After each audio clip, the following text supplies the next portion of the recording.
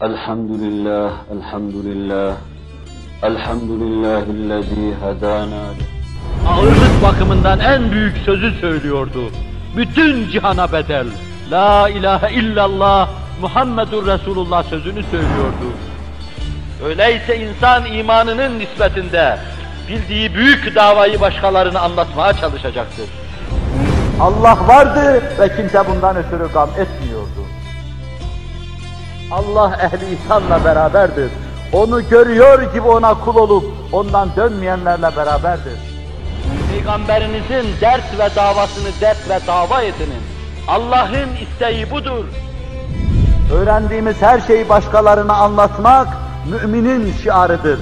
Uyuşuk uyuşuk dolaşmak bu da kafirlere has bir sıfattır. Allahu Teala ve Tekaddes Hazretleri bizleri yolunda kaim ve daim eylesin.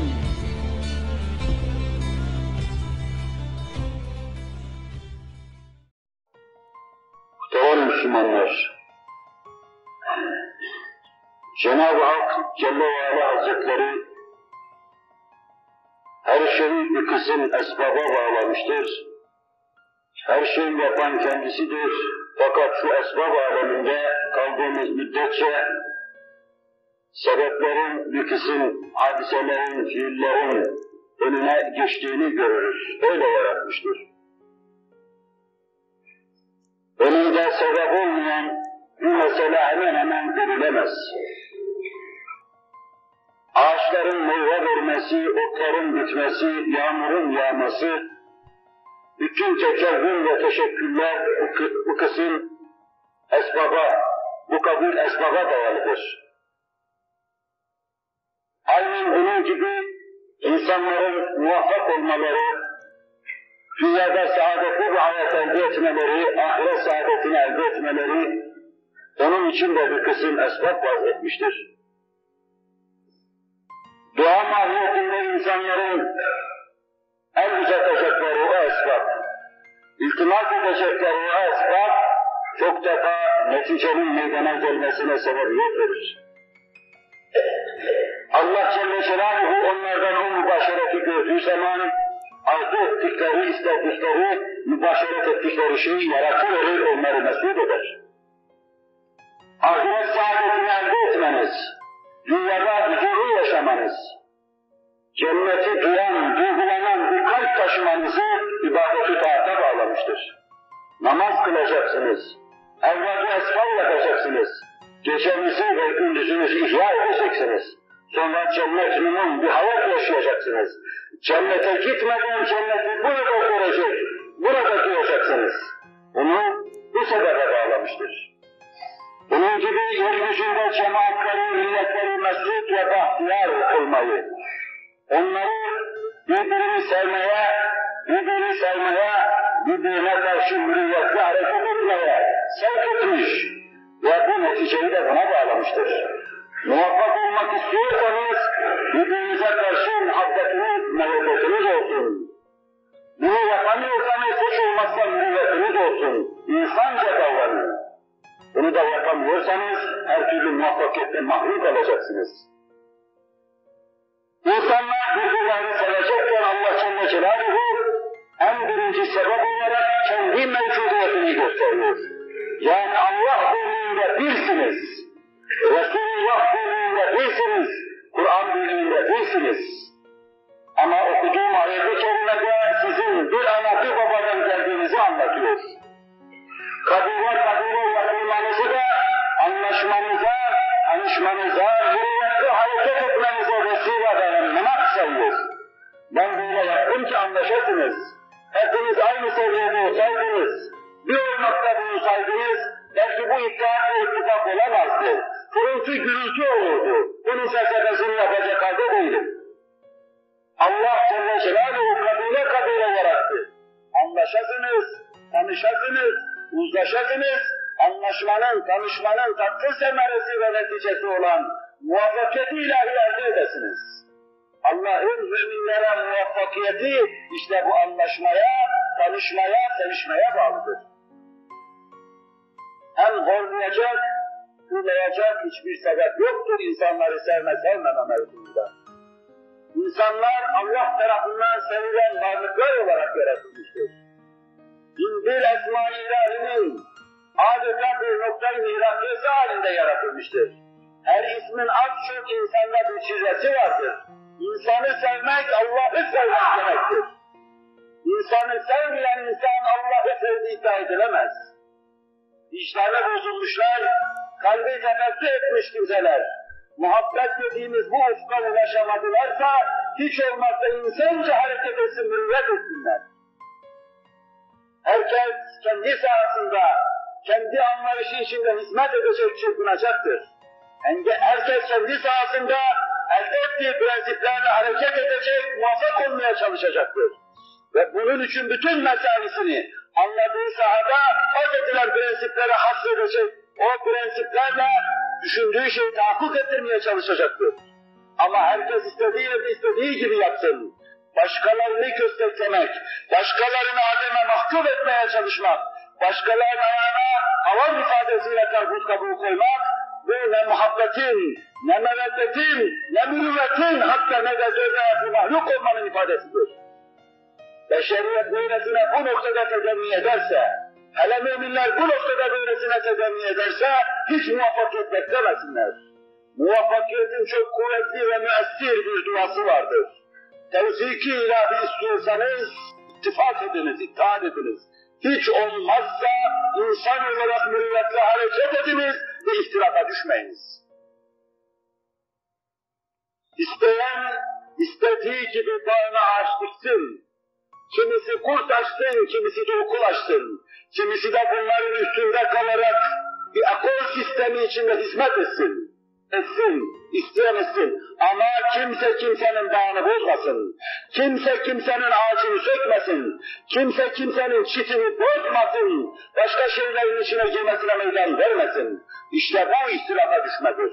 İşte bu tevfik-i ilahiden mahrumiyetin vesilesidir. Tevfik-i ilahinin vesilesini elde edememesidir.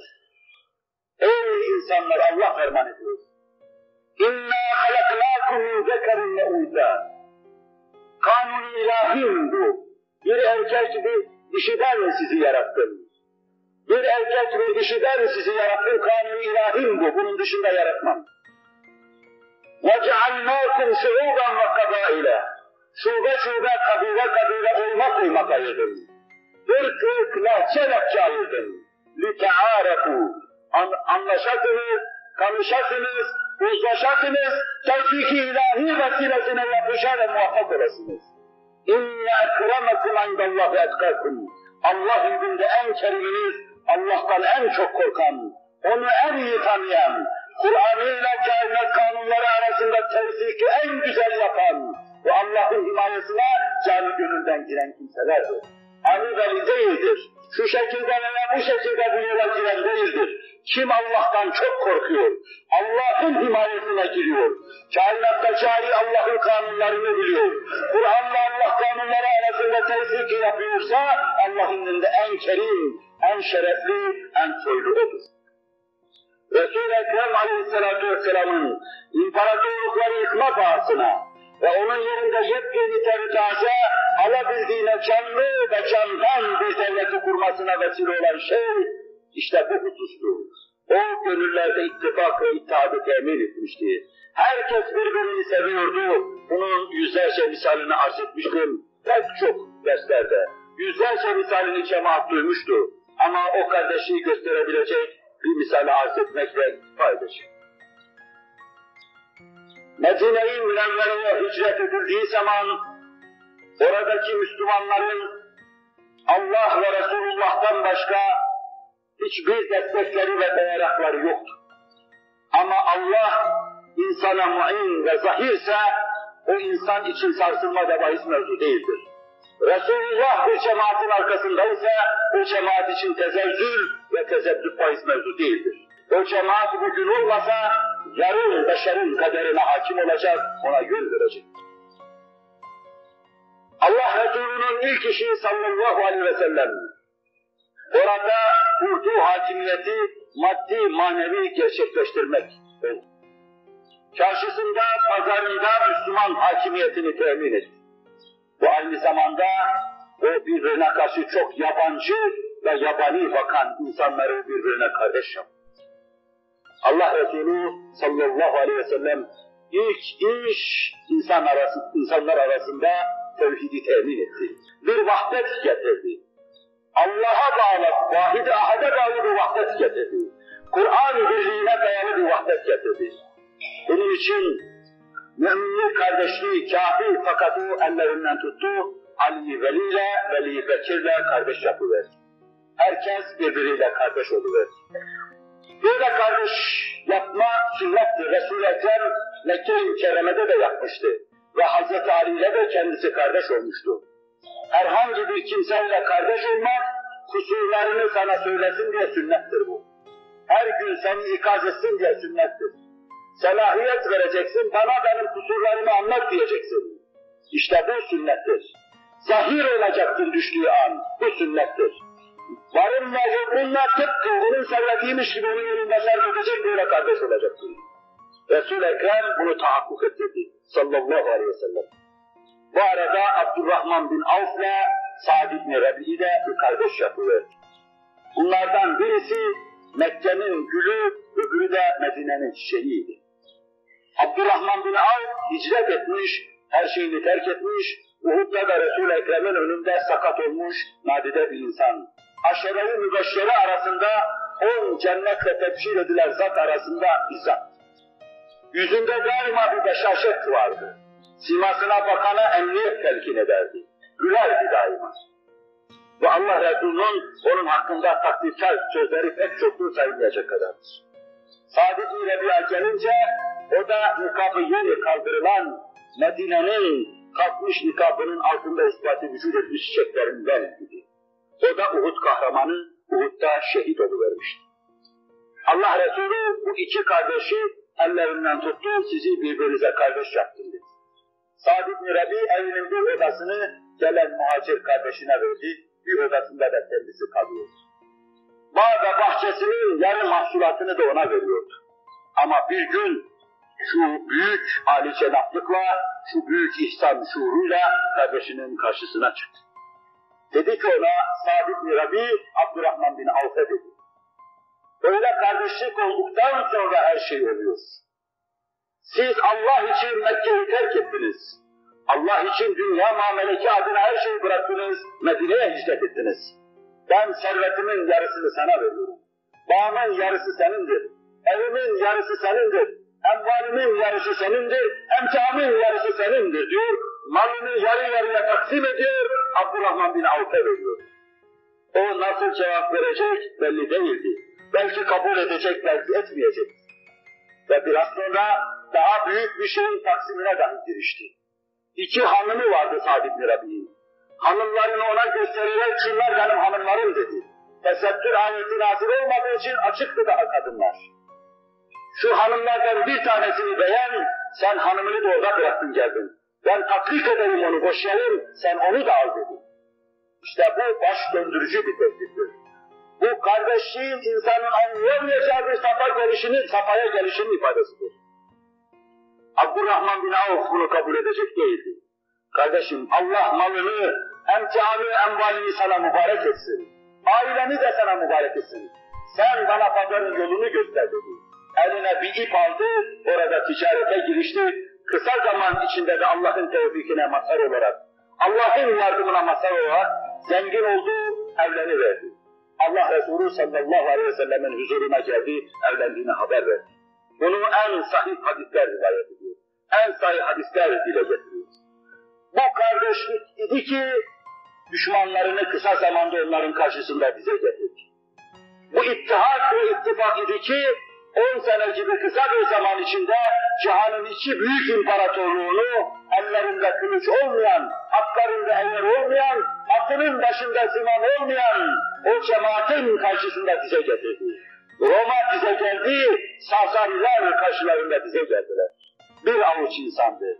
Resul-i Ekrem vefat ettiği zaman bize bu mevzuda rakam veren kimseler, kadın, erkek, çoluk, çocuk, belki 100.000 insan vardı diyorlar. Bu 100.000 insan Manisa merkezinin nüfusu demektir. Yani kadınıyla, erkeğiyle, çoluğuyla, çocuğuyla ancak sahabe-i kiram bu kadardı. Ama o kadar içen dahi. Roma İmparatorluğu'nu da sarsıyordu, çünkü Resul-i Ekrem daha hayattayken mütevakkat olmuştu. Meşhur Zeyd ibn Harise'nin, Cafer bin Ebu Talib'in, Abdullah bin Revaha'nın şehit olduğu ve Halid'in üstün bir manevrayla, üstün bir tabi usulüyle Romalıların püskürttüğü müthiş muharebe daha Resul-i Ekrem hayattayken olmuştu. Demek icabında 100.000 kişilik bir topluluk büyük şeyler yapabilir. Ama topluluk olursa, Allah'ta ittihat ve ittifak olursa, ama kalpler ittihat ve ittifak ederse, ama en azından ihtilafa düşülmezse, mürüvvette hareket edilirse, Allah tevfikini yar edecektir. İnhisarcı fikir, tekelden her meseleyi idare etme ve beğenmediklerini muhakkak yıkmayı hedef alma. Bu cemaati ıslah etmez, bitirir. Allah muhafaza buyursun. Emek çekenlerin, semek çekenlerin ve bütün himmet ve gayretleriyle yetiştirip gül devrini hazırlayanların bu bağlarını, bostanlarını Haristan'a çevirmeye kimsenin hakkı yoktur. Selahiyeti de değildir, haddi de değildir tecavüz etsin. Başkaları ekmiş yetiştirmiştir. Başkaları bu filizleri meydana getirmiştir. Bunun temelinde burcu Resulullah kokmaktadır. Mücedditler kokmaktadır ve bu asrın devrini fikrini yapanlar kokmaktadır. Allah müminlere insaf ve ihsan eylesin. Mürüvvet ihsan eylesin. Kalbinde muhabbet olmayanlara, insanları sevmeyenlere ben haşerat nazarıyla bakıyorum. Allah onların kalplerine de muhabbet ve meveddet ihsan eylesin. Ela inne ahsenel kelam ve abraham nizam. Kelamullahil melikil azizil allam. Kema kâlellâhu tebâreke ve teâlâ bil kelam. Ve izâ kur'an Kur'an festemi'û leh ve ensitû leallekum turhamun.